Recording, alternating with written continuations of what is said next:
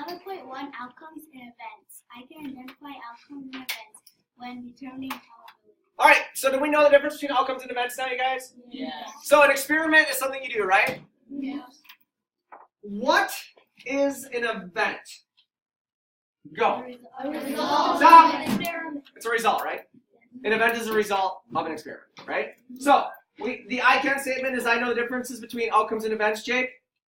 An event is a result. What is an outcome, everybody? All possible events. All possible events. So if an event is a result, we can also say all possible results, right? And then what is a favorable outcome, Siraji? What is a favorable outcome? What event you're looking to happen? So what we're looking to have happen. Might not be what you want to have happen, but it's what you're looking for, right? So if I'm flipping a quarter and I'm looking to see what's the probability of getting ahead, what is the probability of getting ahead if I flip a quarter, you guys? 1 over 2.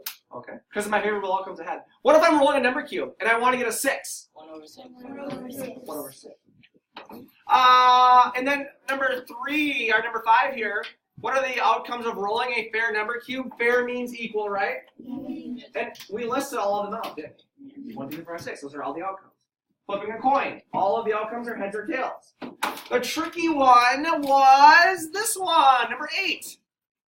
You're rolling a number cube. What does this say on the count of 3? 1, 2, 3. Less than or equal to 5. Less than or equal to 5, right? So what are all of the outcomes that are less than or equal to 5 on a number cube? They are 1, 2, 3, 4, and 5. questions.